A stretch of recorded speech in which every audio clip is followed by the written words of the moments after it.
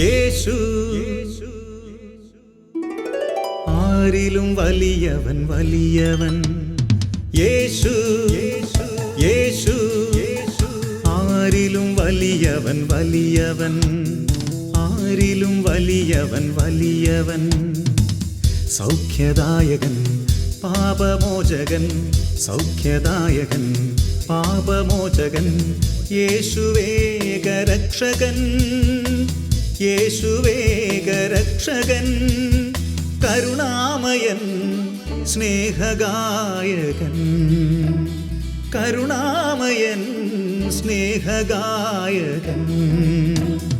യേശു യേശു ആരിലും വലിയവൻ വലിയവൻ. ആരിലും വലിയവൻ വലിയവൻ.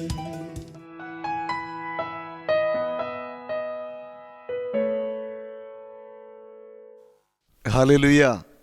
യേശുവേ നന്ദി, യേശുവേ സ്തോത്രം. യേശുവിൽ പ്രിയപ്പെട്ടവരെ, കർത്താവ് വലിയ പ്രവൃത്തികൾ നമുക്ക് വേണ്ടി ചെയ്യാനായിട്ട് പോകുക. ദൈവജനത്തിൻ്റെ മുൻപിൽ വലിയ പ്രതിസന്ധിയായിട്ട് വന്ന ചെങ്കടലിനെ പിളർത്തിക്കൊണ്ട് വഴി നടത്തിയ സർവശക്തനായ ദൈവം നിങ്ങൾക്ക് വേണ്ടി ഇന്നൊരു അത്ഭുതം ചെയ്യാനായിട്ട് പോകുക.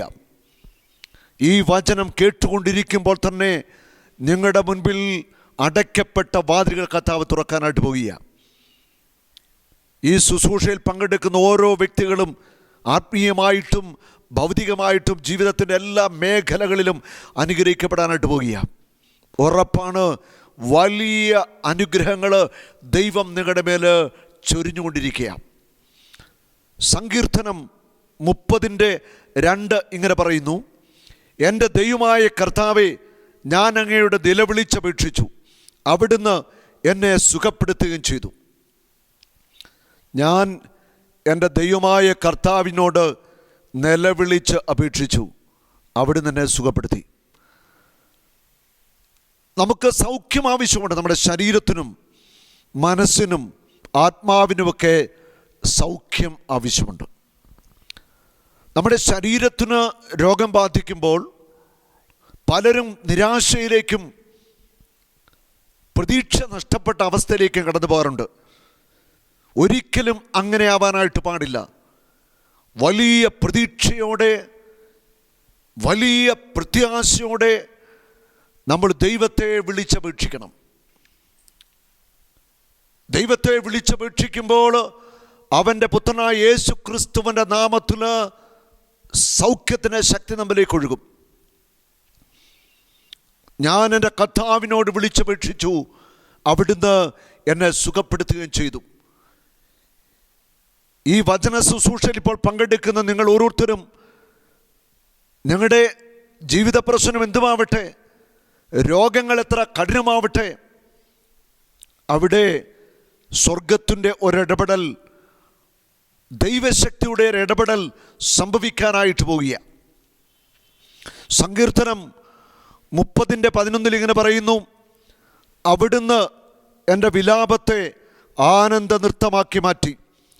അവിടുന്ന് എന്നെ ചാക്ക് വസ്ത്രമഴിച്ച് ആനന്ദമണിയിച്ചു.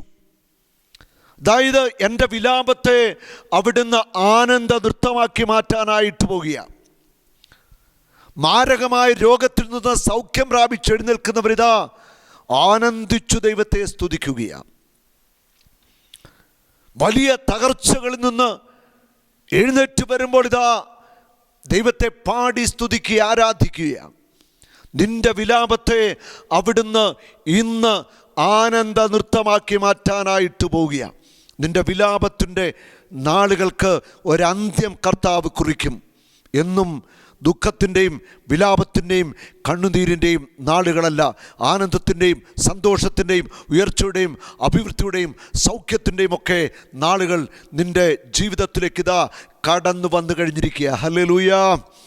കർത്താവ് നമുക്ക് വേണ്ടി വലിയ പ്രവൃത്തികൾ ഇപ്പോൾ ചെയ്യാനായിട്ട് പോകുക.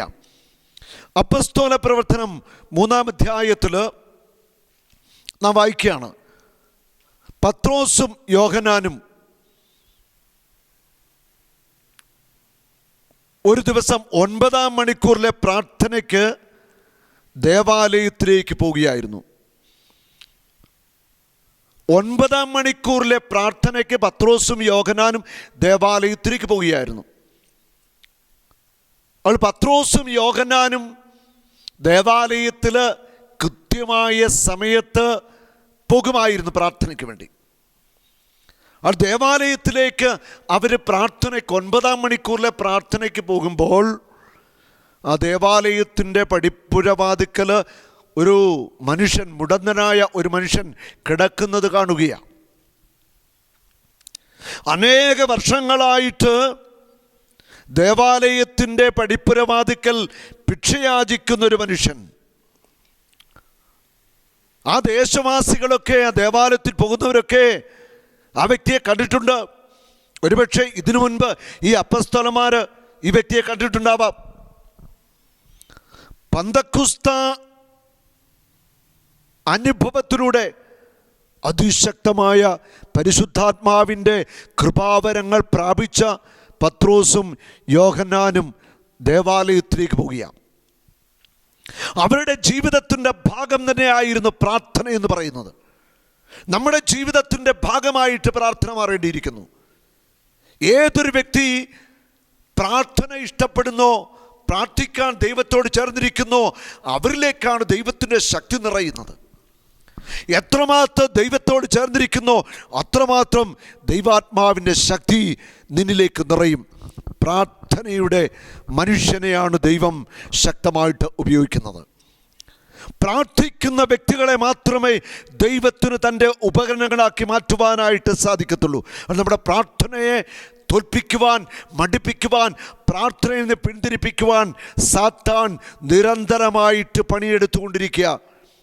അവിടെ നമുക്ക് വലിയ ഒരു ജാഗ്രത വേണം. പത്രോസും യോഹന്നാനും 9-ാം മണിക്കൂറിലെ പ്രാർത്ഥനയ്ക്ക് പോയത്. പല മണിക്കൂറുകളിൽ അവർ പ്രാർത്ഥിക്കുമായിരുന്നു. രാത്രിയുടെ യാമങ്ങളിൽ പ്രാർത്ഥിക്കുമായിരുന്നു, പ്രഭാതത്തിൽ പ്രാർത്ഥിക്കുമായിരുന്നു. വ്യത്യസ്തമായ സമയങ്ങളിൽ നിരന്തരമായിട്ട് പ്രാർത്ഥിച്ചു കൊണ്ടിരുന്ന അപ്പസ്തോലന്മാർ. ദേവാലയവാതിക്കലിരിക്കുന്ന മുടന്തനായ ആ മനുഷ്യനെ കണ്ടപ്പോൾ യേശുവിനെ കൊടുക്കാനായിട്ടുള്ള, യേശു നൽകുന്ന സൗഖ്യം പകർന്നു കൊടുക്കാനുള്ള ആ വലിയ ദാഹത്തിൽ പത്രോസും യോഹന്നാനും ആ മുടന്തനോട് പറയുകയാണ്. അവിടെ കിടക്കുക പതിവായിരുന്നു. പത്രോസും യോഹന്നാനും ദേവാലയത്തിലേക്ക് പ്രവേശിക്കുന്നത് കണ്ട് അവൻ അവരോട് ഭിക്ഷയാചിച്ചു. പത്രോസ് യോഹന്നാനോടൊപ്പം അവനെ സൂക്ഷിച്ചു നോക്കിക്കൊണ്ട് പറഞ്ഞു, ഞങ്ങളുടെ നേരെ നോക്കുക. അവിടെ പത്രോസ് ആ മുടന്തനോട് പറയുകയാണ്, ഞങ്ങളുടെ നേരെ നോക്കുക, ഞങ്ങളുടെ നേരെ നോക്കുക. ഞങ്ങളിൽ ക്രിസ്തുവിൻ്റെ സാന്നിധ്യം നിങ്ങൾക്ക് കാണുവാൻ കഴിയുന്നുണ്ടോ? ഞങ്ങളുടെ നേരെ നോക്കുക. ക്രിസ്തുവിന് സാക്ഷ്യം കൊടുക്കുന്ന ഒരു ജീവിതത്തെ നിങ്ങൾക്ക് കാണുവാൻ സാധിക്കുന്നുണ്ടോ? ഞങ്ങളുടെ നേരെ നോക്കുക. ആത്മാവിൽ നിറഞ്ഞ അഭിഷേകത്തിൻ്റെ ഒരു നിറവ് കാണുവാനായിട്ട് നിങ്ങൾക്ക് കഴിയുന്നുണ്ടോ? പത്രോസും യോഹന്നാനും എന്താ പറയുന്നത്? ഞങ്ങളുടെ നേരെ നോക്കുക. ഞങ്ങളുടെ നേരെ നോക്കിയാൽ നിങ്ങൾ കാണാൻ പോകുന്നത് ഉയർത്തെഴുന്നേറ്റ ക്രിസ്തു, ശക്തനായ ദൈവം ഞങ്ങളുടെ ഉള്ളിൽ വസിക്കുന്നു. പരിശുദ്ധാത്മാവായ ദൈവത്തിൻ്റെ അഭിഷേകത്തിൻ്റെ ശക്തി അത് നിങ്ങൾ കാണുകയാണ്. ഞങ്ങളുടെ നേരെ നോക്കുക. ആ മുടന്തനായ മനുഷ്യൻ അവരുടെ നേരെ നോക്കി. അവൻ വിചാരിച്ചു ഇവർ എന്തെങ്കിലും നാണയത്തുട്ടുകൾ തരുമെന്ന്. അവിടെ പത്രോസ് കൊടുക്കുന്ന ഉത്തരവിതാണ്, ഞങ്ങളുടെ കയ്യിൽ തരുവാനായിട്ട് സ്വർണമോ വെള്ളിയോ ഇല്ല, ഞങ്ങൾക്കുള്ളത് നിനക്ക് തരുന്നു. കർത്താവായ യേശുക്രിസ്തുവിന്റെ നാമത്തിൽ എണീറ്റ് നടക്കുക. അവിടെ പത്രോസ് പറയുന്ന വാക്കിതാണ്, സ്വർണം വെള്ളിയുമൊന്നും ഞങ്ങൾക്ക് തരുവാനായിട്ടില്ല, ഞങ്ങൾക്കുള്ളത് ഞങ്ങൾ തരുന്നു. ഞങ്ങൾക്കുള്ളത് യേശുവാണ്. ഞങ്ങളുടെ ഉള്ളിൽ വസിക്കുന്ന ഉയർത്തെഴുന്നേറ്റ കർത്താവാണ്. ഞങ്ങൾക്കുള്ളത് ഞങ്ങൾ തരുന്നു. ഉണ്ടോ? ഇത് ഓരോ ക്രിസ്ത്യാനിക്കും പറയാൻ പറ്റണം. സ്വർണവും വെള്ളിയും ഒന്നും ഞങ്ങൾക്ക് തരാനില്ല, യേശുവിനെ തരാം, യേശുവിനെ തരാം. എത്ര പേർക്ക് ഇത് പറയാനായിട്ട് പറ്റുന്നുണ്ട്? പത്രോസിൻ്റെ വാക്കുകൾ ഇതാണ്: സ്വർണവും വെള്ളിയും ഒന്നും ഞങ്ങൾക്ക് തരാനില്ല. ഈ ലോകത്തിൻ്റെ സമ്പത്തോ ഭൗതിക നന്മകളോ ഒന്നും കൊടുത്ത് ആരെയും തൃപ്തിപ്പെടുത്തുക സാധ്യമല്ല. ഞങ്ങൾക്കുള്ളത് ഞങ്ങൾ തരുന്നു. ഞങ്ങൾക്കുള്ളത് ജീവിക്കുന്ന കർത്താവ്, ഉയർത്തെഴുന്നേറ്റ യേശു ക്രിസ്തു, ആ ശക്തനായ ദൈവത്തെയാണ് ഞങ്ങൾക്ക് തരാനുള്ളത്. പത്രോസ് ആ മനുഷ്യന്റെ കൈകളിൽ പിടിച്ചിട്ട് പറയുക, യേശു ക്രിസ്തുവിന്റെ നാമത്തിൽ എണീറ്റു നടക്കുക. തൽക്ഷണം ആ മുടന്തന്റെ വളഞ്ഞിരുന്ന കാലുകൾ നിവരുകയാ. പത്രോസ് യേശുവിന്റെ നാമത്തിൽ പറഞ്ഞപ്പോൾ വലിയ ദൈവശക്തിയുടെ ഒഴുക്കുണ്ടാവുക. വലിയ ദൈവശക്തി ഒഴുകി. യേശുവിൻ്റെ വസ്ത്രത്തിൽ രക്തസ്രാവക്കാരി തൊട്ടപ്പോൾ ശക്തി ഒഴുകി, രക്തസ്രാവം നിലച്ചു. ലൂക്ക 6:19. അവനിൽ നിന്ന് ശക്തി പുറപ്പെട്ടു, രോഗികളെല്ലാം സൗഖ്യം പ്രാപിച്ചു. അവനിൽ നിന്ന് ശക്തി ഒഴുകി, അവനിൽ നിന്ന് ശക്തി ഒഴുകി, അവനിൽ നിന്ന് ശക്തി ഒഴുകി. ശക്തിപ്രവാഹം. ഇവിടെ ഇതാ പത്രോസ് കരങ്ങളെ പിടിച്ച് യേശുവിൻ്റെ നാമത്തിൽ എണീറ്റു നടക്കുക എന്ന് പറഞ്ഞപ്പോൾ ശക്തി ഒഴുകി. ദൈവാത്മാവിൻ്റെ ആ വലിയ ശക്തി പ്രവാഹത്തിൽ ആ മുടന്തൻ്റെ ജന്മന വളഞ്ഞു തിരിഞ്ഞിരുന്ന ആ മുടന്ത് ബാധിച്ച കാലുകളും കാൽപാദങ്ങളും അസ്ഥികളുമൊക്കെ നിവരുകയാണ്. ഹല്ലേലൂയ. ആ നിമിഷം തന്നെ ആ മനുഷ്യൻ ചാടി എണീൽക്കുകയാണ്.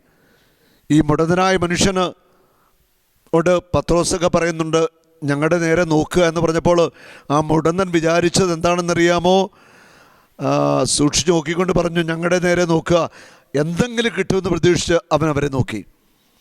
എന്തെങ്കിലും കിട്ടുമെന്ന് വിചാരിച്ച് ആ മുടന്തൻ അവരെ നോക്കി എഴുതി. എന്തെങ്കിലും കിട്ടുമെന്ന് വിചാരിച്ചു.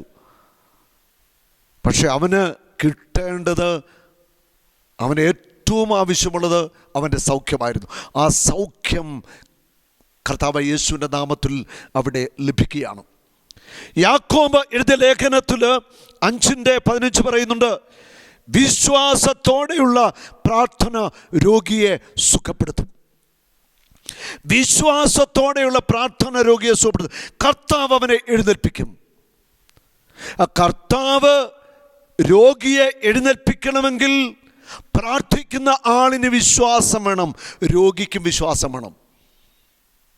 ഇത് രണ്ടും പ്രധാനപ്പെട്ടതാണ്. പ്രാർത്ഥിക്കുന്ന ആളിന് വിശ്വാസം വേണം, എൻ്റെ പ്രാർത്ഥനയിൽ ഈ രോഗിക്ക് കർത്താവ് സൗഖ്യം കൊടുക്കുന്ന വിശ്വാസം വേണം. രോഗിക്ക് വിശ്വാസം വേണം, യേശു എന്നെ സൗഖ്യമാക്കും, യേശു ഇന്നെന്നെ സുഖപ്പെടുത്തും, ഇന്ന് യേശു എനിക്ക് വേണ്ടി ഒരു പ്രവൃത്തി ചെയ്യും. ഹല്ലേലൂയ. യേശുവേ നന്ദി, യേശുവേ സ്തോത്രം. കഴിഞ്ഞ താമസമുള്ള നമ്മുടെ ധ്യാനം നടക്കുമ്പോൾ ഞാൻ ഓർക്കുകയാണ്, ഒരു മകള് അവിടെ തിരുവനന്തപുരത്തും ധ്യാനിക്കാൻ വന്നതാണ്. 21 വയസ്സ് പ്രായമുണ്ട്. ജന്മന കേൾവിശക്തിയില്ല അവിടെ കാതുകൾക്ക്.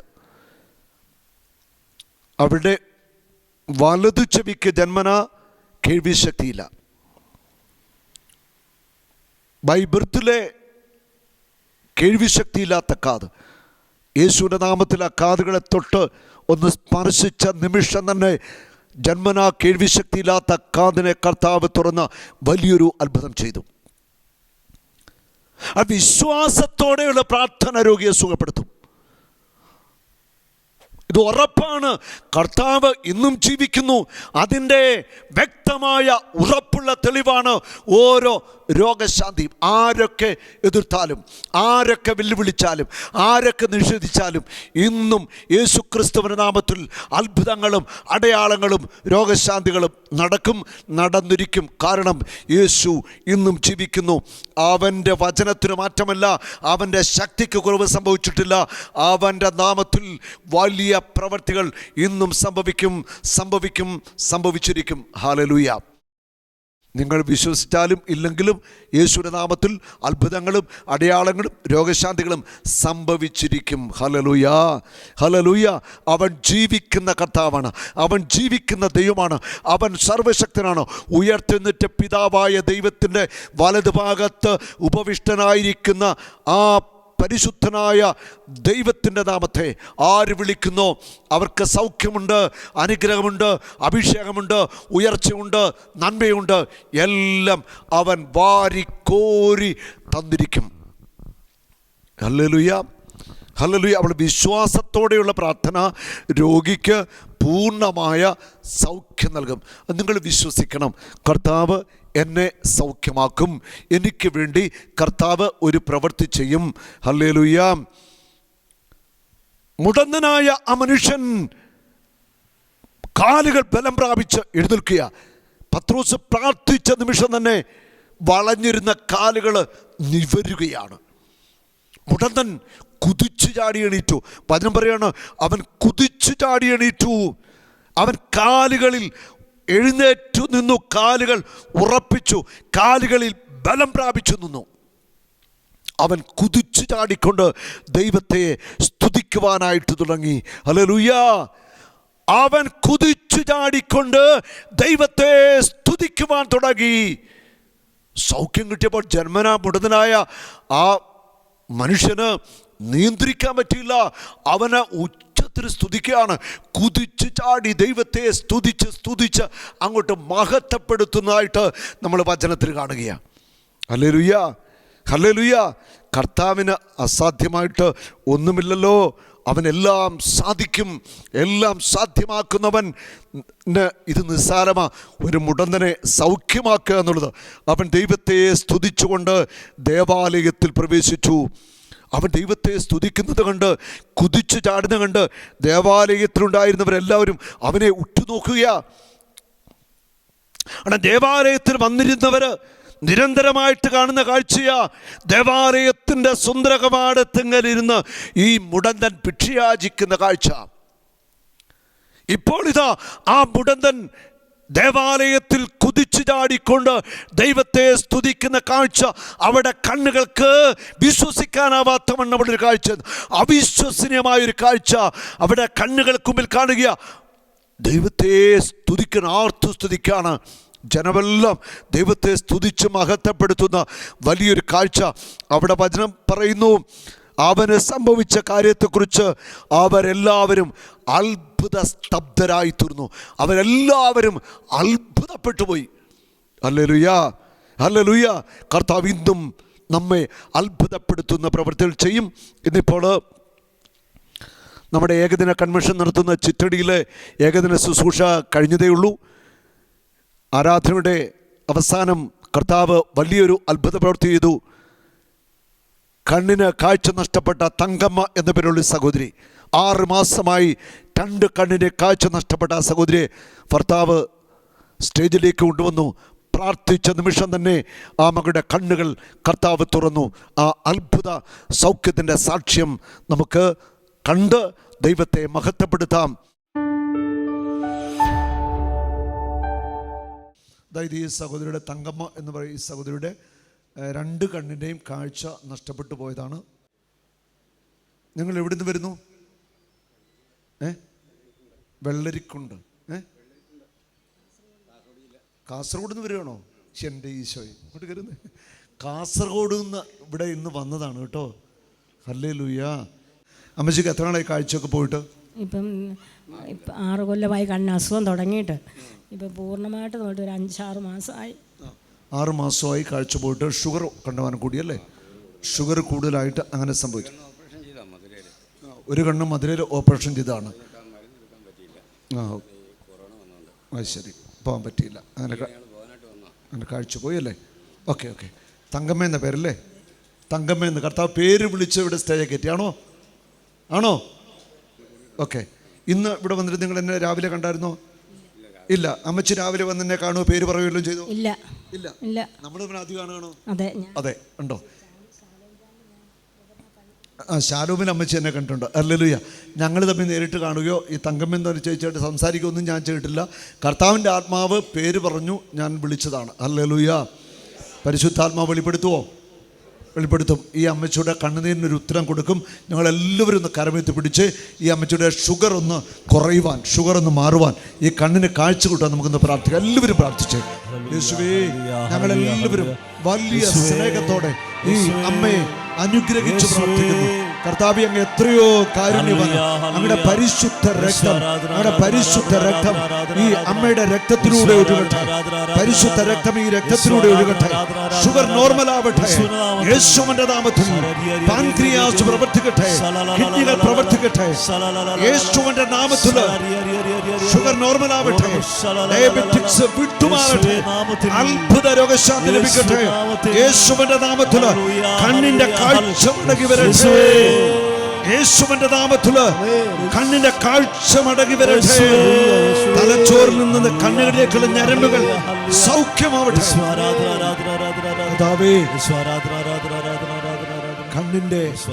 കണ്ണിന്റെ ഞരമ്പുകൾ കട്ടായി പോയെന്നാണല്ലോ ഇവര് പറഞ്ഞത്. ഒരത്ഭുതം ചെയ്യണമേ. കൃഷ്ണമണിയിലേക്ക് കണ്ണിലേക്ക് കട്ടായി പോയ ഞരമ്പുകളെ അങ്ങ് പുനഃസൃഷ്ടിക്കണമേ കർത്താവേ. ഈ കണ്ണുകൾക്ക് കർത്താവേ കാഴ്ച നൽകണമേ. അന്ധന്റെ കണ്ണ് തുറന്നവനെ, ചെകിടന്റെ കാതു തുറന്നവനെ, തളർവാതിരോഗിയെ സൗഖ്യമാക്കിയവനെ, ദാസനെ എഴുന്നേൽപ്പിച്ചവനെ, ഈ കണ്ണുകളെ തുറക്കണമേ. കാഴ്ച നഷ്ടപ്പെട്ട ഈ കണ്ണുകൾ തുറക്കപ്പെടട്ടെ യേശുവിന്റെ നാമത്തിൽ. പിതാവിനും പുത്രനും പരിശുദ്ധാത്മാവിനെ സ്തുതി. പിതാവിനും പുത്രനും പരിശുദ്ധാത്മാവിനെ സ്തുതി. കർത്താവേ, സ്പർശിക്കണമേ. യേശുവെ സ്പർശിക്കണമേ. ഹല്ലേലൂയ. യേശുവെ നന്ദി, യേശുവെ സ്തുതി, യേശുവെ നന്ദി, യേശുവെ സ്തുതി, യേശുവെ നന്ദി, യേശുവെ സ്തുതി, യേശുവെ നന്ദി, യേശുവെ സ്തുതി, യേശുവെ നന്ദി, യേശുവെ സ്തുതി. ആമേൻ. കണ്ണു തുറന്നേ. എന്നെ കാണാവോ? ഇങ്ങോട്ട് നോക്കി. കാണാം. ഹല്ലേലൂയ.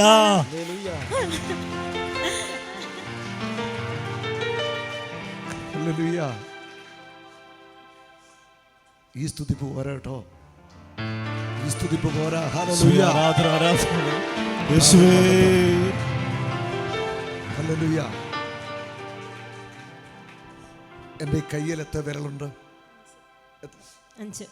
ഇതെത്ര ഉണ്ട് നോക്കിയാ? ശ്രദ്ധിച്ചു. 2. എൻ്റെ മോതിരം കാണാൻ പറ്റുന്നില്ല, പക്ഷേ എൻ്റെ 5 വിരലുകളും കാണാൻ പറ്റും. എൻ്റെ മുഖം നന്നായിട്ട് കാണുന്നുണ്ടോ?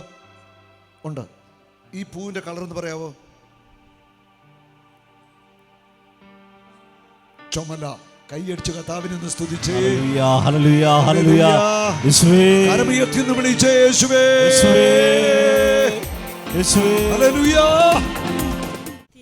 കാണുന്നുണ്ട്.